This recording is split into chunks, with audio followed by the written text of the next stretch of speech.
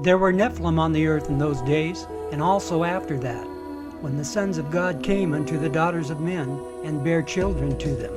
The same were the mighty men of old, the men of renown. Genesis chapter 6, verse 4. Genesis chapter 6, verses 1 through 7 are some of the most enigmatic verses in the Old Testament. What do these verses refer to? Was there actually giants living on the earth at the time before the Great Flood? This period is often called the antediluvian period. Ante means before, and diluvian means deluge or flood. Many early Jewish writings and other ancient texts expound upon these verses. Josephus, the first century Jewish historian, implies they are related to the Greek gods. Josephus and the Book of Antiquities, many angels of God now consorted with women, and begot sons who were overbearing and disdainful of every virtue. Such confidence had they in their strength. In fact, the deeds tradition ascribed to them recalled the audacious exploits told by the Greeks of the giants. But Noah urged them to adopt a better frame of mind and change their ways. The Book of Antiquities, chapter 3.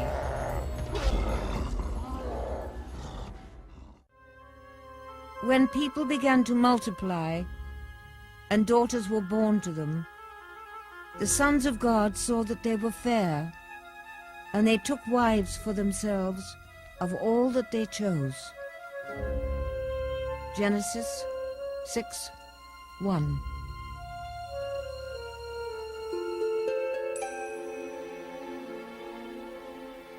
Do angels have sex? The text tells us that the angels, they're called the sons of God, mate with human women and produce a race of giants as their offspring. Now, the story seems to represent this as something that displeases God. God doesn't like the idea of this mixing between the angelic realm and the earthly realm. Multiply and face the earth, daughters were born unto them, but the sons of God saw the daughters of men, that they were fair. In other words, we have here the sons of God, B'nai Elohim, the angelic creatures of God, looked down on earth women and lusted after them. They took wives of all whom they chose, and the Lord said, My spirit shall not always strive with man, for that he is also flesh, yet his days shall be 120 years. And the next sentence, there were giants in the earth in those days and also after that, when the sons of God came into the daughters of men, and they bare children unto them. The same became mighty men. Those would be the Titans of old, the Olympians, the Greek and Roman giants of mythology, except the Jews never believed those were mythological creatures. Josephus said that the Titans were one and the same as these mighty men mentioned in Genesis. Because we're taking the message right from the Word of God. Right. And Genesis 6 is just one passage that talks about the angels. The book of Jude, of course, talks about the fallen angels, talks about angels who kept not their first estate, but were kept in chains for the last day. So there's a dark story here, and what you've just told us right out of Genesis 6 is that these angels left their first estate in heaven. They obviously had a free will, and they came to earth and procreated with human women who they lusted after, who they found attractive. If you go into the ancient book of Enoch, it says, and of course Enoch is not gospel and not the canon of Scripture, but in the book of Enoch, which a lot of old-time historians valued greatly, it says clearly that these angels looked upon the women and their long hair, and they found that very attractive. And of course, you read the writings of Paul later in the Gospels, where he talks about women hiding their hair, putting their hair up. Absolutely, and there is a spiritual component to all this, and that spiritual component has to do with the fall and with sin. There was a fall in heaven as well as a fall on earth, and that fall produced a race of giants called the fallen ones, the Nephilim. That's who we're talking about, which comes from the Hebrew verb nafal, which means to fall. In fact, nafal gives us our English word fall, just as a little side issue there. But the Bible says there were giants in the earth in those days and also after that. The flood of the Bible and the flood of the Greek myth are remarkably similar. Is it possible a core of truth existed in the Greek myths? Were the Greek gods actually the Nephilim? Nephilim is the Hebrew expression for the fallen giants. Were the fathers of the Titans and the Olympians the fallen angels, called the sons of God in Genesis 6? The ancient Greeks believed in a flood that destroyed all mankind, similar to the account in the Bible. In the Greek myth, the flood took place during the age of Deucalion. Deucalion and his wife Pyrrha were warned in advance of a coming flood and told to construct a chest and fill it with provisions. The source of the coming flood was the anger of Zeus towards mankind. Zeus had become disgusted at the degeneration of humans, and in particular, the practice of human sacrifice. Zeus assembled the gods and decided to destroy mankind by water. Deucalion and Pyrrha survived the flood by floating in the chest they built. There are differences between the Greek myth and the account in the Bible. However, both maintain the world was destroyed as a result of mankind's sin, and the human race was saved as a result of a few individuals leading a righteous life. Every culture around the world has a flood story. Many of these stories refer to giants before the flood, just as the Greeks referred to their gods, the Titans and the Olympians. Many scholars are making the association of these Greek gods with the Nephilim and the fallen angels from the Genesis account.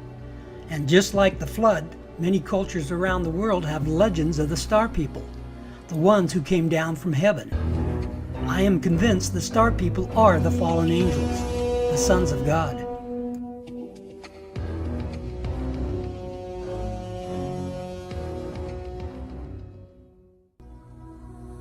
If you study classic Greek mythology, you run into the Titans. These creatures in the legends and the myths were partly terrestrial and partly celestial. They rebelled against their father Uranus, and after a prolonged contest were defeated by Zeus and condemned where? Into Tartarus. Do you see a parallel brewing here? I'm going to suggest to you that the legends of the ancient Greeks embody the truth of what really happened in the past, that there were these strange creatures generating hybrids that the Greek called Titans. And we see Zeus in many forms. We see Atlas and Hercules. Atlas and Hercules from Greek mythology were what would be called in the Hebrew NEPHILIM, offspring of an intermarriage between a god and a woman. And so now these legends we obviously see in the Sumer culture, in Assyria, in Egypt. I'll show you a few things. In the Incas, the Mayan, the Epic of Gilgamesh, in the Persian mythology, and certainly in the Greek mythology, which most of us as products of Western civilization are familiar with. Also in India, Bolivia, South Sea Islands. Every one of these cultures, and the American Indians, every one of these cultures have legends of the star people. These people that came, these gods or demigods, whatever, came and cohabited with women and produced hybrids. The latter days, in part, will be distinguishable because of the rise of powers that have been suppressed or repressed over the years, but in the latter days those powers will emerge once again. And one of our favorite verses has to do with some of the words of Jesus in Matthew 24, starting in verse 36. But of that day and hour knoweth no man, no, not the angels of heaven, but my Father only. But as the days of Noah were, so shall also the coming of the Son of Man be. And what he's saying here is the days of Noah will be sort of transplanted into the latter day era. And you and I both believe we're seeing that right now. Absolutely. One of the, in my opinion, we're looking at the return of the Nephilim. It's a different incursion than what happened thousands and thousands of years ago. I call it the coming great deception. And what we're going to see is, or what we are seeing, is this manifestation of orbs and craft and other phenomena, other anomalies. Meanwhile, shows like the History Channel's Ancient Aliens program is promulgating what I call the coming great deception. They're saying that E.T. created all life on this planet, that they genetically manipulated all life on this planet, that they started the world's civilizations and religions, and now are coming back at this critical juncture in human history. Well, Christians in the church better wake up to what is happening, because this phenomenon is real, burgeoning, and not going away.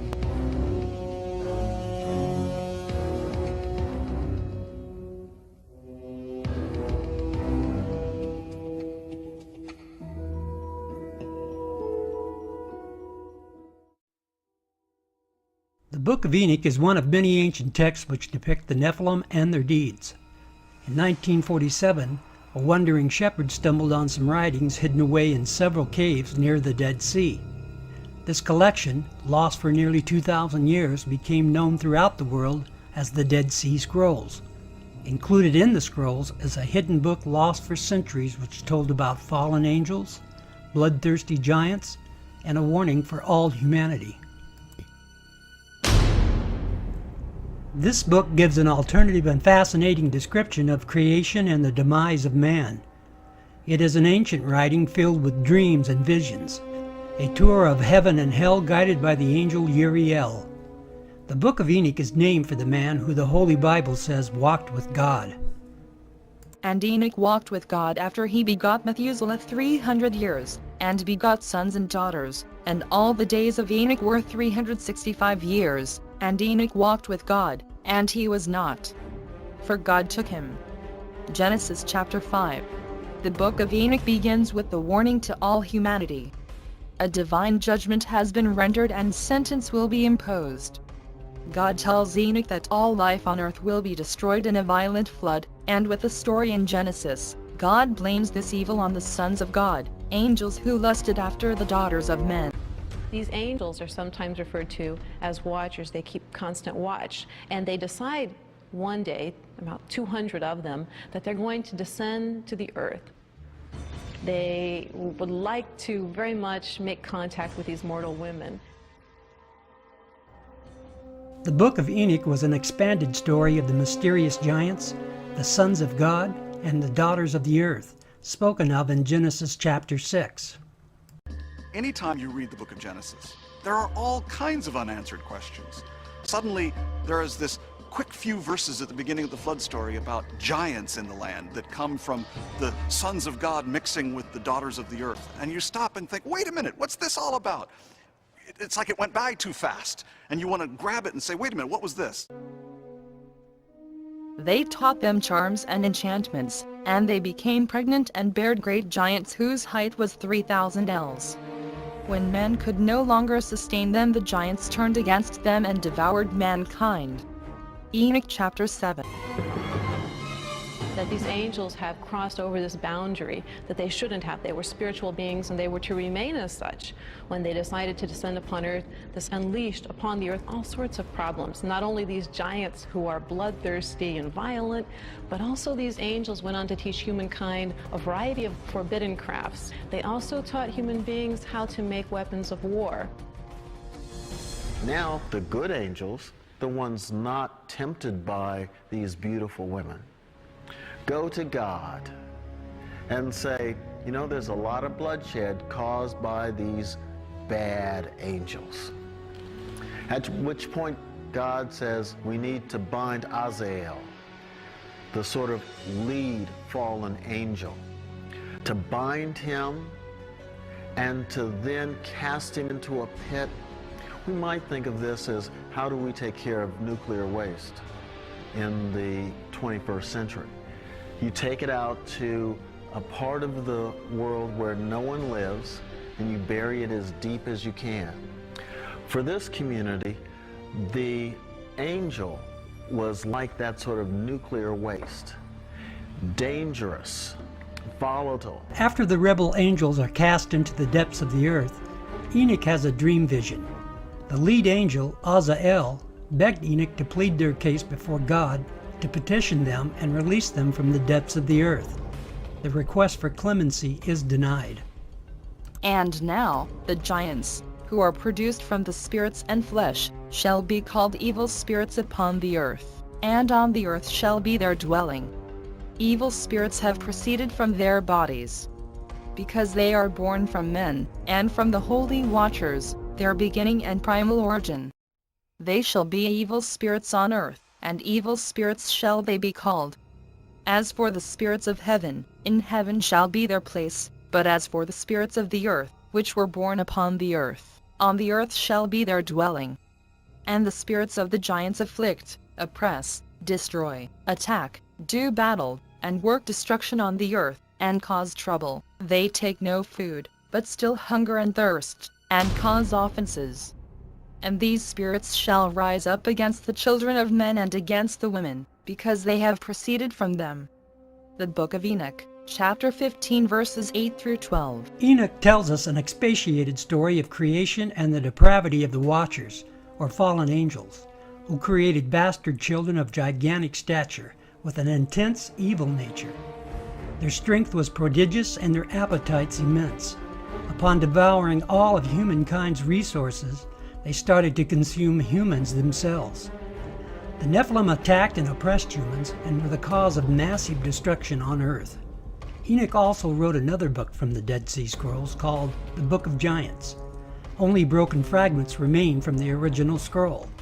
It tells more about the corrupt nature of the Nephilim and how they created all kinds of monsters, altering the DNA of animals and man. Enoch says their imagination was the only limit. It is my belief Enoch is explaining the dinosaurs and the bizarre skeletons which archaeologists have found. They were a part of the abomination which provoked God to terminate all living creatures. Modern science is constantly endeavoring to classify the remains within some Darwinian theory. It would take more faith to believe in them than it does to believe in the Bible. Many creationists, without understanding the antediluvian world, try to force some defensive explanation which fits their theories. Some scholars believe there were select dinosaurs created by God based upon a behemoth description in the book of Job, chapter 40, verses 14 through 24. They insist there is evidence of these creatures after the flood, but it's only conjecture. However, many of my own theories are conjecture as well. It makes sense that dinosaurs are related to birds when you accept the idea of the Nephilim crossbreeding the birds and animals. If you crossbreed a crocodile with a giraffe or an elephant, you can imagine what it would look like. All modern scientists agree the dinosaurs were destroyed at the same time by some cataclysmic event. Couldn't this event be a global flood? Some scientists say the sea life found in the Himalayas and other major mountain ranges is due to the fact that they were once seabeds. Is it possible the sea fossils found were deposited by a global flood? God destroyed the world because everything was corrupt, except for a few righteous people. I find it interesting that the science of today is again altering the gene pool under the guise of improving humanity. Are we back to creating monsters? Is it a sign of the end of days? Jesus said the end of days would be like the days of Noah, and the altering of DNA certainly qualifies us with the time of Noah. The Nephilim on the earth in those days. Other translations say the word giants, which is somewhat of a, I mean, they were big, but they weren't called giants because they were big. They were called Gegenes, or they were called NEPHILIM, because they were fallen ones, and they were the progeny of fallen angels and women. And what's so interesting is that every ancient commentary, whether it's Philo, Josephus, the Book of the Giants, the Genesis Apocryphon, if you look at the Aramaic Targumim, all of these are saying that very thing, that it was angels, fallen angels, that came down and took women, and they created this hybrid race. So Satan was trying to destroy the seed, but God, of course, preserved the seed so that when Mary came on the scene, then the Holy Spirit overshadowed her and placed the other half of the needed seed in there, so that it was through Mary's seed, through her gamete, her 23 chromosomes, and the combination of the Holy Spirit giving 23 chromosomes, which would then produce the zygote into which the Lord Jesus, was incarnated into. Man can now peer into a single-cell organism, transplant DNA, research deep space, and create computers capable of processing 1 million bits of data in just nanoseconds. All of our achievement and technology has done nothing to promote our morality. We can be a very corrupt and arrogant people. The Bible's narrative of sin has been the best explanation I have experienced. It brings to light the dark nature hiding in all of us. The good news is the Bible provides a way to overcome. God's love for the world is expressed in the sacrifice of his only Son, and whoever believes in him will not perish, but have eternal life. And Jehovah God formed man of the dust of the ground, and breathed into his nostrils the breath of life. And man became a living soul. And Jehovah God planted a garden eastward, in Eden. And there he put the man whom he had formed. Genesis chapter 2 verses 7 and 8. The Bible tells us the Garden of Eden was the intended habitat for man. Because of the original sin of Adam and Eve, they were cast out. This story is known throughout the world, but the story is told in Genesis chapter 6 is only known by a few. Now they have to survive in a hostile environment. Little did they know how hostile it would become. The reign of the Nephilim started around the time of the patriarch Jared, the sixth generation from Adam. The very angels entrusted to help man now conspired against him. The angel Satan was always incensed and jealous of Adam and refused to pay him homage. Now a group of conspiring angels mated with earthly women, and these women bore the Nephilim. God's creation became an abomination. As we have already heard, these giants were bloodthirsty and made themselves to be gods. The Book of Giants, written by Enoch, reveals part of the story and elaborates on the exploits of the giants, especially the two children of Shemi-Haza, Oya and Heya. Since no complete manuscript exists of the giants, the exact contents and order remain a matter of guesswork. Most of the content of the present fragments concerns the giants' ominous dreams and Enoch's efforts to interpret them, and to intercede with God on the giants' behalf. The Book of Giants, like the Book of Enoch, tells us how the Nephilim altered the DNA of animals and man, creating all sorts of monsters. The Greek myths of the Minotaur, Satyr, and Centaur take on new and more realistic perspective. There are scholars who now believe the dinosaurs are the result of this genetic manipulation. I believe it to be the best explanation of all the theories I've considered.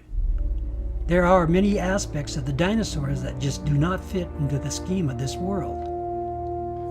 As I already mentioned, some scholars believe certain dinosaurs were created by God, based on the verses in the book of Job. I admit it's possible, but I'm still not convinced. We now have an overall picture of the time period. Since the time of Jared, the sixth generation from Adam, humans and animals were now subjected to the will of the fallen angels, the Nephilim giants, and their hybrid monsters. There is new evidence indicating that man was indeed walking with dinosaurs.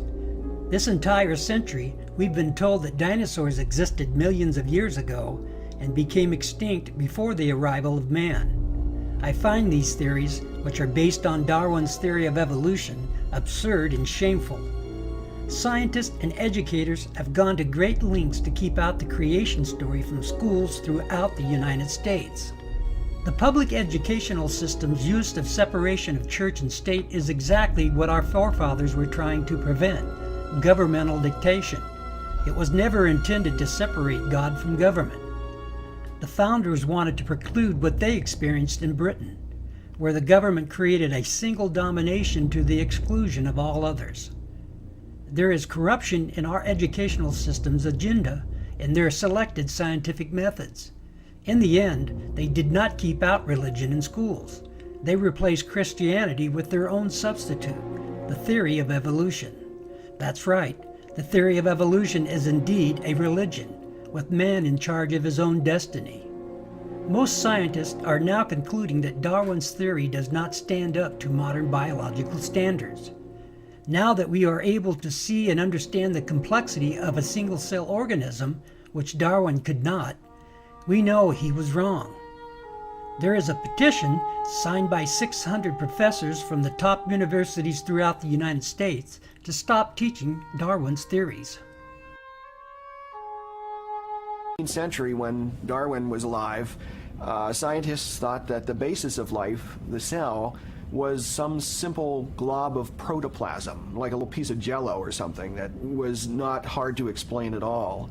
But with the hard work of science in the 20th century, we've seen that the cell is far from simple. It's got very complicated molecular machines and things that are very resistant to Darwinian explanation. Scientists will tell you if evidence is contaminated, then carbon dating will be wildly inaccurate. If you accept the flood theory, then everything was underwater for a year. There is no doubt the evidence before the flood is contaminated. This leaves us with no accurate date. However, there is evidence of man walking with dinosaurs. My reaction was one of shock. I had heard of human footprints being found in this locale on the Biloxi near Glen Rose, Texas, but I was rather skeptical. And here, after removing actual rock layers, the team and I excavated a series of dinosaur footprints. And 18½ inches from one of those dinosaur footprints, we excavated a 16-inch human footprint. We excavated 12 footprints in a series. And when you find a trail with left, right pace and strike, the right distance apart, then you have to interpret this as belonging to humankind. We found trails leading under limestone ledges and actually removed the limestone ledges one slab of rock at a time. And we found that both the dinosaur footprints and the trail of human footprints continued under the rock ledges. This evidence is real. I first saw the Burdick print on my initial visit to Glen Rose in 1984. My impression at that time was that it was too perfect. But it's clearly a human footprint, demonstrating the heel section, the arch, the base of the metatarsals, the first or great toe, second, third, fourth, and fifth toe. After our examination of this print, we find that it definitely is in the Cretaceous limestone, in the same formation with the dinosaur footprints. Here we're looking at a cross-section, and we can see very obvious following contours under the great toe, and actually structures under each one. Where we see the calcite inclusion, the force was concentrated and produced these load-bearing structures, which are exactly what geologists look for. We have eliminated the idea that it's carved. It definitely is original impression in the sediment. This is said to be a fossilized finger of a human being. It was found in the same strata as the dinosaur tracks. It had what appeared to be a nail, what appeared to be a cuticle, a taper, a humanoid shape. After I saw the CAT scan, there was no longer any room in my mind for doubt. This scan shows the shape of the finger, it shows tissue beneath the skin of the finger, it shows the bone, it shows the joints, it shows a ligament. That tells me this is a human finger. As I said, over the past 150 years, these archaeologists and anthropologists have covered up as much evidence as they've dug up, literally. Basically what you find is something we call a knowledge filter. This is a fundamental feature of science. It's also a fundamental feature of human nature. People tend to filter out things that don't fit, that don't make sense in terms of their paradigm or their way of thinking. So in science you find that evidence that doesn't fit the accepted paradigm tends to be eliminated. It's not taught, it's not discussed, and people who are educated in scientific teachings generally don't even learn about it. Carbon dating can be highly inaccurate for dating archaeological artifacts. It's not just that it can be inaccurate, it's worse than that. There are numerous cases in the past where items have been carbon dated and found outrageously wrong. Does carbon dating work at all? Despite its problems, the underlying ideas are sound, and scientists are pursuing the reasons why carbon dating can be so inaccurate. There are reasons for the problems. The first one is contamination. If an archaeological artifact is contaminated, then you have no scientific method to calculate it. Another reason is the level of carbon in the atmosphere at the time. It's my personal belief one of the ways life was reduced in years and size was the altering of the atmosphere by the hand of God. so the ratio of carbon-12 and carbon-14 before the flood was completely different. There are many details which scientists presume were taking place. They are only guessing. Many scientists give off an illusion of knowledge as if it were true. If you say something long and loud enough, society will accept it. Do not believe this illusion. Carbon dating has a 10,000-year limit. Anything after that can be highly inaccurate. The Great Flood covered the earth for an entire year and contaminated everything. It's my belief the flood took place approximately 12,000 years ago, what historians refer to as the end of the Ice Age. It seems appropriate that carbon dating would only be accurate until the time of the flood.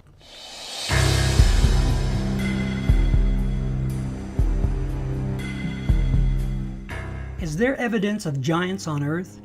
The subject of giants is probably not for everyone. It seems to be a subject for certain scholars and a few believers. There is also a mysterious spiritual principle involved. This is probably why most people do not understand, perhaps for hidden reasons. Just like a psychological puzzle, you must develop the right perspective to understand it, or it looks like foolishness. My research is based on faith in the Bible, a core of truth in early Jewish writings, other ancient texts, and existing archaeological artifacts. The ancient cultures of our distant past were not simple-minded, as we have been led to believe. They were highly intelligent in mathematics, physics, engineering, and astronomy. Where did this information come from? The following clips are about a few ancient sites and their myths. According to ancient Chinese legend, over 100 pyramids discovered in China are the legacy of extraterrestrial visitors. When local villagers were asked about the pyramids, they said the ancient giants constructed them. When they questioned a custodian of a local monastery, they were told, according to records housed in the monastery, the pyramids were said to be at least 5,000 years old. One can only guess at their real age. Did the antediluvian giants build these pyramids, or was it the post-flood giants? They said the pyramids belonged to the old emperors who reigned in China, and the emperors always stressed the fact that they were not from Earth. Rather, they were descendants of the sons of heaven, who roared down to this planet on their fiery dragons. It is interesting the custodian used the phrase, sons of heaven. This is the terminology of Genesis chapter 6, verse 4. These pyramids tell us about the presence of giants on Earth, whose fathers were the sons of heaven. These pyramids were aligned astronomically, and this astronomy was common in other structures throughout the world. Teotihuacan, the city of the gods, is just south of Mexico City. The largest pyramids are the pyramids of the sun and moon. They were said to be built by an early race of giants from the first world. After the completion of the pyramids, these giants turn into gods. According to Aztec myth, all of the gods sacrificed themselves for mankind. This causes the government to be established and the birth of the Aztec civilization. Once again, we see pyramids built by giants who considered themselves to be gods. These gods instructed the people to sacrifice humans to please them. The early Jewish writings expound upon the Genesis verses and describe many more details about the cannibalistic Nephilim, and we can see their bloodthirsty traits carried out here. These pyramids, like those in China, were built by giants and had astronomical implications. As a matter of fact, this whole complex is a reflection of our solar system. Were the Nephilim trying to duplicate the Giza Plateau? In my books, The Middle of the Earth and the Messianic Temple, I present my evidence concerning the Giza Plateau in Egypt. I concluded the Giza Plateau is the middle of the earth as described in early Jewish writings. It was intended as a witness and sign for the one true God. Through the ancient historian Josephus, I explained the Great Pyramid as one of the pillars of Seth, which was to be an astronomical record for all future generations, including us. The Nephilim were perverting all of God's creation and were attempting to replace God. We see that plan being carried out here at Teotihuacan. The city represents astronomical pyramids, temples with bloodthirsty sacrifices, and was built by giants.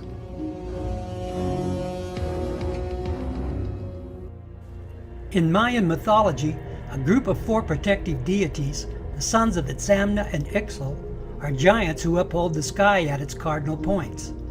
Just like Teotihuacan, these giants built the original pyramids as astronomical observatories. It is well known today the calendar of the Mayans is more accurate than our own. They understood the concepts of pi and zero.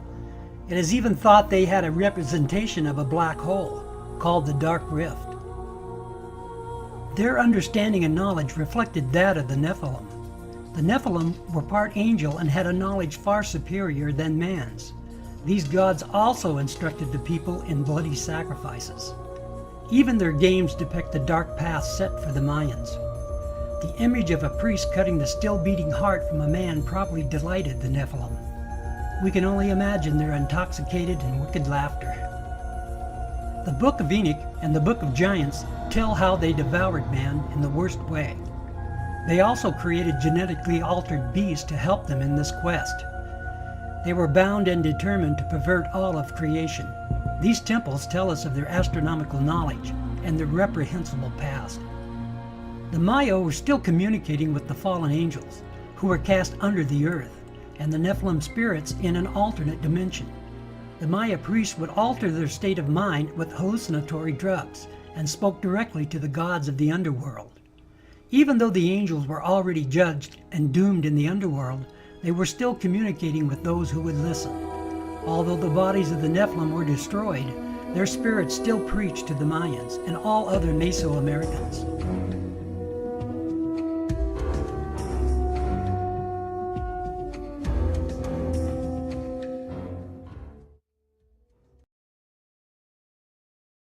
Many researchers believe the ruins of Tiwanaku, situated only 12 miles south of Lake Titicaca, is the oldest city ever discovered on Earth.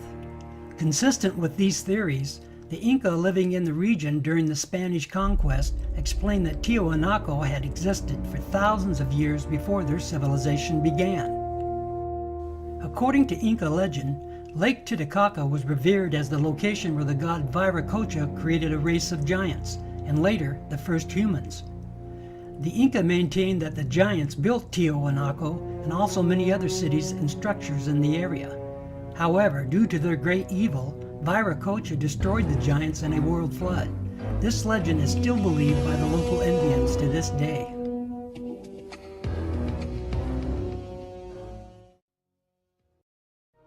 The facing stones of this site are perfectly set with no mortar.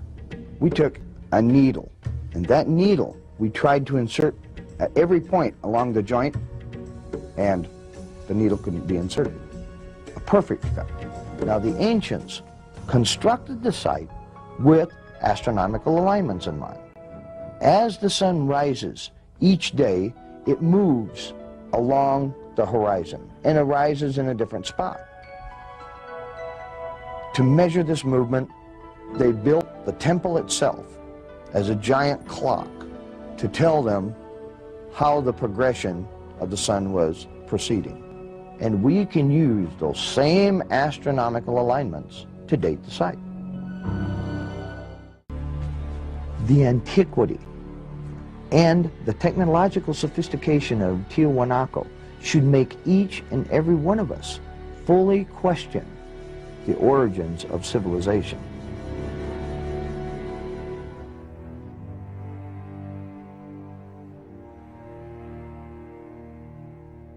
Giants also figure in the mythology of Stonehenge, one of the most famous structures in the world. These massive standing stones were called the Giants' Dance by the earliest inhabitants, and they believe giants constructed it. Stonehenge is an astronomical observatory, mapping the solstices and the equinoxes. It is also believed to be a place of sacrifice. Who actually built Stonehenge and how they did it are enduring mysteries. Do these legends contain a core of truth? Was it built by giants? The spiral-shaped Gilgal Rephaim is located 20 miles from the Sea of Galilee. Constructed of an estimated 40,000 tons of loose rock, it is remarkably reminiscent of Stonehenge. Both of these megalithic structures are considered astronomical observatories, and both were said to have been built by giants. However, in Gilgal-Rephaim, there is biblical evidence. Israeli archaeologist Daniel Herman is investigating a newly opened grave. This is a tomb of someone obviously a very powerful man. Look at the size of the stone slabs used. This must have taken an enormous amount of time and effort to construct.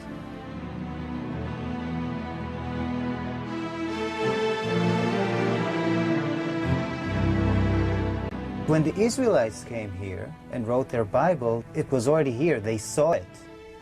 So they have documented the identification of the site by saying that this region was ruled by Og, king of the Bashan. Og is described in the book of Deuteronomy as, and I quote, "For only Og, king of Bashan, remained of the remnant of the Rephaim." Rephaim is Hebrew word for giants.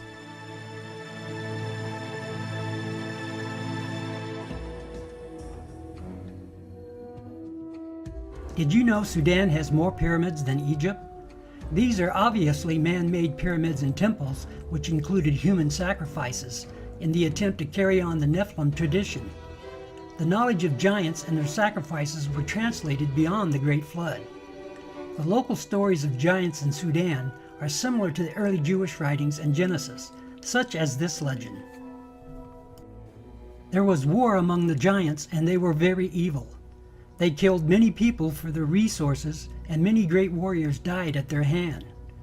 One day the Lord decided the giants were the cause of the world being unbalanced and full of hurt and pain.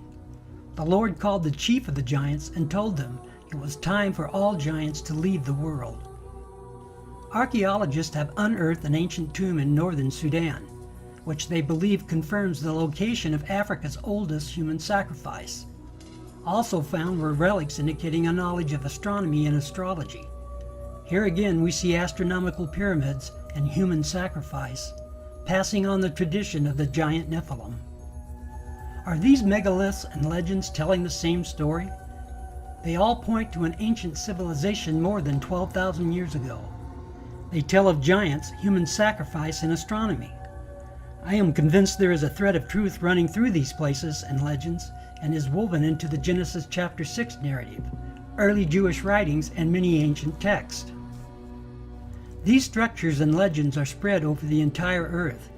They are duplicates of the Giza Plateau, the original pyramid of Seth, intended to be a sign and witness of the one true God.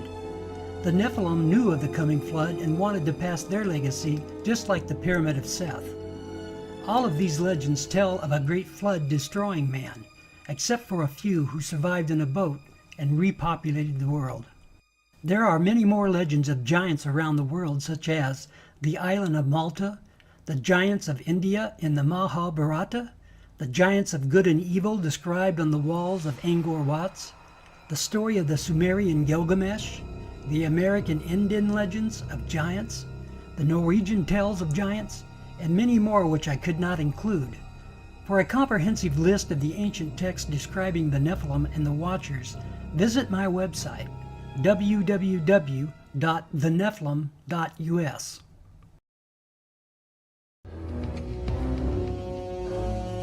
The atmospheric conditions before the flood were much different than they are today. The pre-flood conditions allowed for gigantic growth. We know that God put many restrictions on Earth after the flood. What we now call the laws of physics were not as conforming. The Bible tells us He restricted man even more after the Tower of Babel episode. The giants and dinosaurs could not exist in our atmospheric conditions as they did in the antediluvian age. I believe God altered the atmosphere for the purpose of these future restrictions. Optimal genetic expression means the best that the organism has within the DNA is expressed because of favorable atmospheric conditions.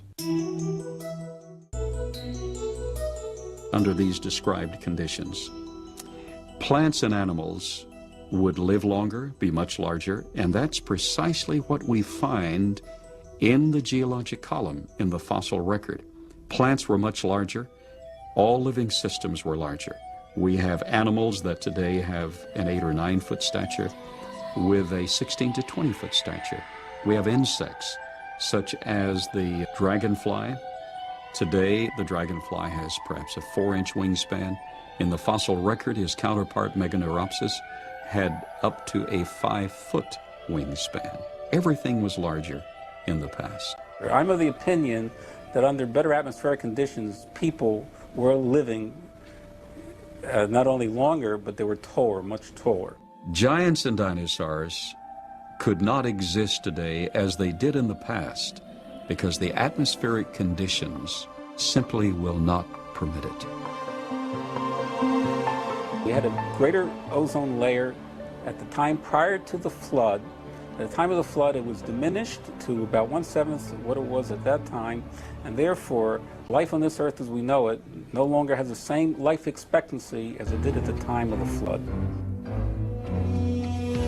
Being interested in Earth's original conditions, after 35 years of research on those parameters, I've attempted to reconstruct that context.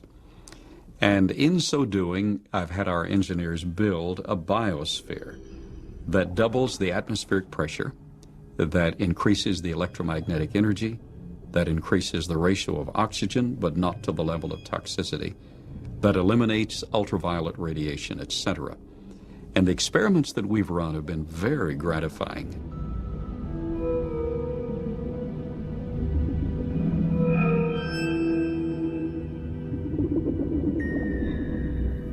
In our controlled scientific experiment, we have measured the effects of a pulsed electromagnetic field on biological systems. We have these pacu piranha fish that normally at 3.5 years of age are about this size under optimal conditions. Yet we have them now in excess of 20 inches, weighing just under 5 pounds each. Under these controlled conditions, we have succeeded in producing giantism at an accelerated rate. Genesis tells us that even after the flood there were giants in those days. Somehow some giants, at least one, maybe more, survived the flood and again populated the earth in small numbers. Chapter 10 of the Book of Jubilees suggested 10% of the giants were permitted to reign on earth after the flood. With the altered atmospheric conditions, their growth was restricted. In Numbers chapter 13, verse 33, we are told that the Anakites were the descendants of the Nephilim. In the book of Joshua, chapter 10, verse 4, we are told that Og was also the remnant of the giants.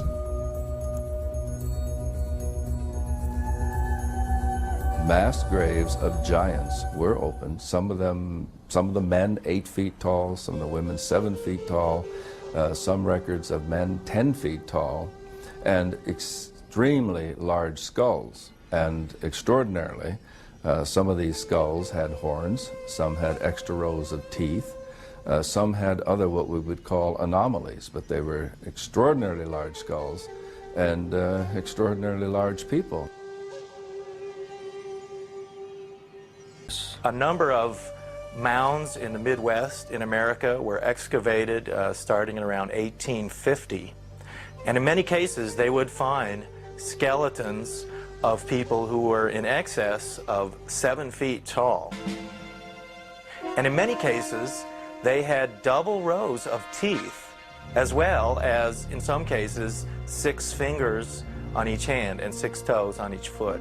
The one that was found in Bridal Veil Falls, California by a group of miners, first they found this wall with very intricate hieroglyphics. They assumed that they were finding gold behind the wall. They broke it down and they found this woman holding a child covered with fur and a strange kind of dust. The same tall female mummified remains have been found in Texas. They have been found in Death Valley. They have been found in other parts of California. Archaeology at that time was in a heyday. There was everybody that had a shovel was out trying to find something.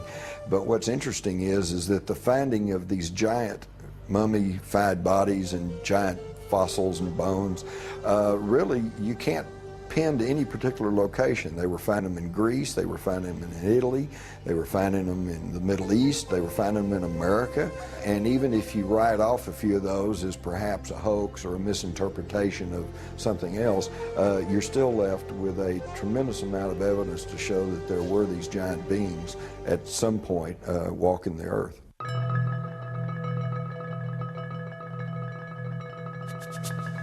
They began excavating the 10 to 15 feet of guano that was here in this cave. They started discovering some unusual artifacts. They found duck decoys and baskets, other things for hunting and fishing in the nearby lake that's now drying up. But then they made some very unusual discoveries, and those were of red-haired giants that were mummified. These giants were 6.5 to 7 feet tall. In many cases, they were mummified, wrapped up like Egyptian mummies, and they had long red hair going down to their shoulders. The ranchers couldn't explain it. It was the strangest thing they'd ever seen. But the Paiute Indians who lived around here knew all about it. In fact, back in 1883, Sarah Winnemucca, a Paiute Indian princess, had written a book called Life Among the Paiutes. In that book, she talked all about the giant, red-haired people who used to live around this lake and live in this cave. She claimed they were cannibals. That tribe would eat the dead. They would make war on my people. My people went to work and gathered wood to fill up the mouth of the cave. At last my people set it on fire and called out to them, "Give up or you will die." But no answer came. I think the world looked like the cities we see in Machu Picchu, Tiahuanaco, Sacsayhuaman. I think it was a world peopled by giants who structured their buildings out of massive building blocks, 500-ton, 250-ton blocks. The architects are that race or those races who built all the megaliths in the old world, the pyramids, Stonehenge. They are the people who walked before us, the ones who inhabited this world before we did. We have called them gods. We've sometimes called them giants. They left their handiwork behind, and we have not been able to duplicate it. We've only reached the point now where we can really appreciate it. In Lebanon, 44 miles from Beirut, are the imposing ruins of Baalbek. There is mention of this place in the Old Testament, the Book of Kings. Baalbek in particular is a very good example. That has the trilithon. Those are the largest stones in the world ever used for construction. They're so large we don't even know their actual weight. Those stones were somehow quarried, moved 5 miles, lifted 25, 30 feet in the air, and placed together so closely that you can't fit a razor blade or a piece of paper in between them. We have no idea how they did it. We don't have a crane in the world that can lift weights anywhere near what those things are. According to Arab tradition, the earliest temples here were created after the flood by a tribe of giants for the biblical king Nimrod. It seems quite clear because of the references in Genesis and later on the book of Numbers and also in Deuteronomy, which are all fairly consistent with each other, that there were gigantic beings that seem to stem from pre-flood era. The conclusion in the tradition seems to be fairly clear that gigantic beings were existing at one time, and that as human history developed, or physiological, emotional, spiritual changes took place, those beings who survived seemed to be of a smaller gene pool. But the possibility that there were other strands of humanity, as it were, seems to be almost explicitly stated in the Bible itself.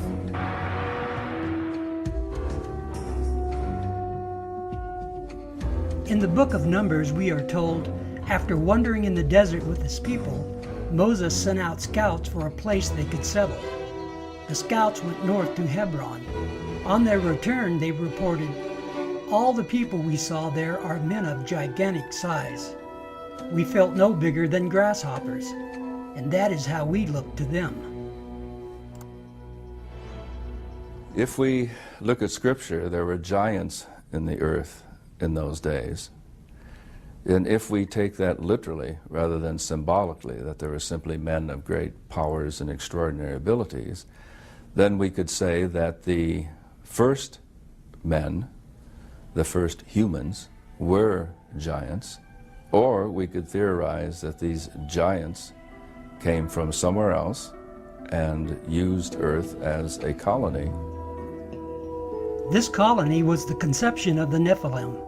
It was their fathers, the fallen angels, who came down from heaven and introduced earthly women to a new strand of DNA, creating all sorts of monstrous beings. There were giants in those days, and also after that.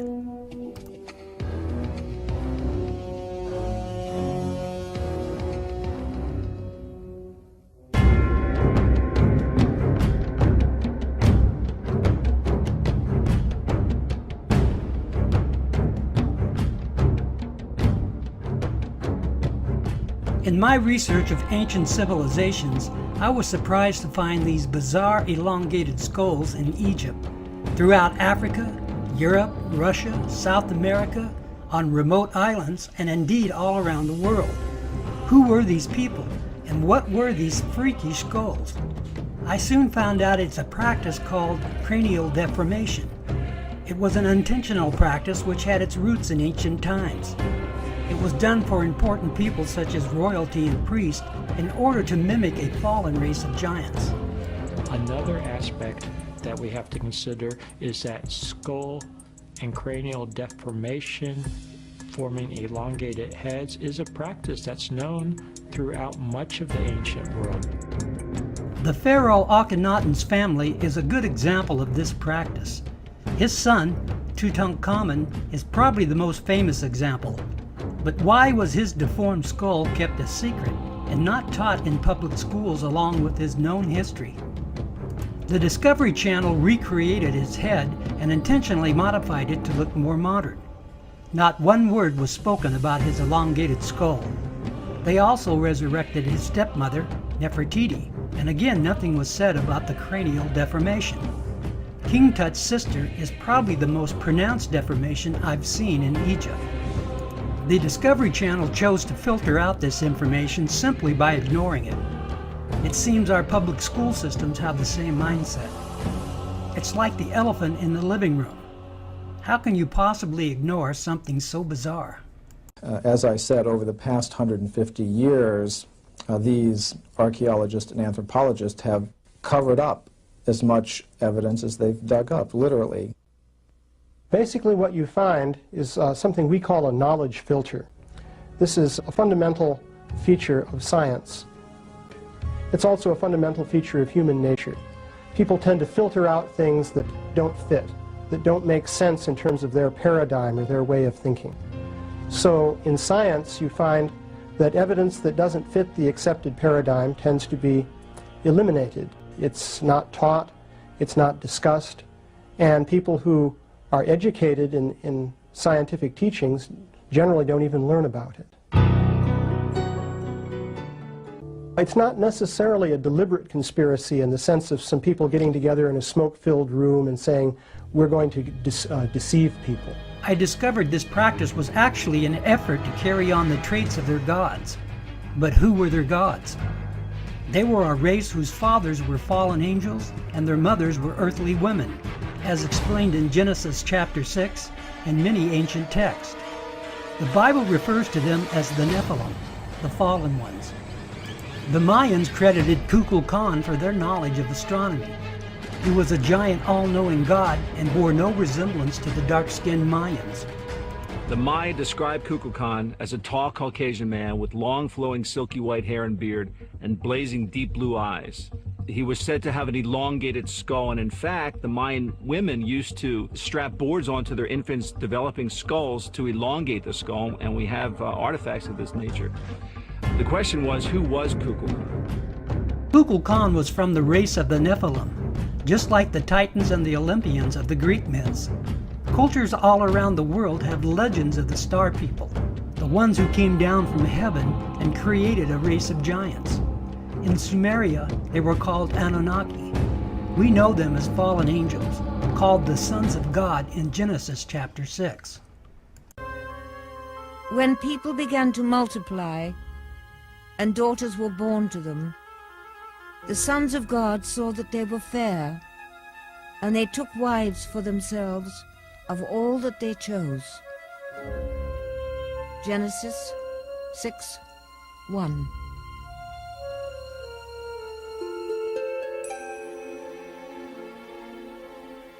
Do angels have sex? The text tells us that the angels, they're called the sons of God, mate with human women and produce a race of giants as their offspring. Now, the story seems to represent this as something that displeases God. God doesn't like the idea of this mixing between the angelic realm and the earthly realm. These genetically altered beings had elongated skulls and desired that mankind worship them as gods. Their elongated skulls were created by their bastard genetics. It allowed for the brain to grow to enormous size. This is where the practice of cranial deformation started. People began to mimic this trait in order to carry on the tradition of the giants. They are the very reason God, the Creator, destroyed all life on earth. They were an abomination in His sight, and they corrupted all mankind except for a few righteous people, the family of Noah. They took infants' skulls and compressed them and bound them, and they forced the cranium out and elongated, and in many cases they doubled the size. People have suggested aliens had elongated skulls, and apparently ancient peoples are mimicking those skulls. The old saying is that imitation is the sincerest form of flattery. These ancient alien theorists attribute cranial deformation to aliens from outer space. They believe people saw them as gods and mimicked them. Part of this is true, but they were not aliens from outer space. They are from hyperspace, where they were sentenced by God. Now living in a parallel dimension, they are spirits and now called demons. God destroyed their bodies right before the Great Flood and sentenced their spirits to abide in this dimension. What's really strange is that this is found all over the world. And this is something that archaeologists cannot easily explain. Because for people on remote islands, for people in South America or Malta or in Africa to suddenly independently do this cranial deformation like this seems incredible. I mean, this is something that had to be learned, something that was taught to them. We seem to have basic similarities, as if there was one civilization or at least one type of culture that was influencing people around the world. I find it more and more difficult to believe what I was taught as an undergraduate, that all these different cultures just coincidentally came up with the same concepts independently of each other. These ancient alien theorists are right. This is a learned behavior. The practice of cranial deformation dates back to the antediluvian age. The Nephilim giants created this practice all around the world. We know a few of the giants, at least one, escaped the flood and was allowed to live with mankind, but was severely restricted now. When God separated men during the Tower of Babel episode, this learned behavior followed man throughout the world. It was especially prominent in the Americas, where the Nephilim were still worshipped as gods. The Paracas History Museum in Peru has one of the largest collections of elongated skulls. The Incas created some of the most deformed ones. These skulls are testimony to our ancient past and the bizarre story of the Nephilim. Something most people can't accept because it defies what they have been taught. God destroyed the Nephilim's bodies because of the corruption and rebellion. He also brought judgment on their fathers, the fallen angels. These skulls should serve as a reminder of a disobedient race and their eternal judgment. Christ is returning for those who love him.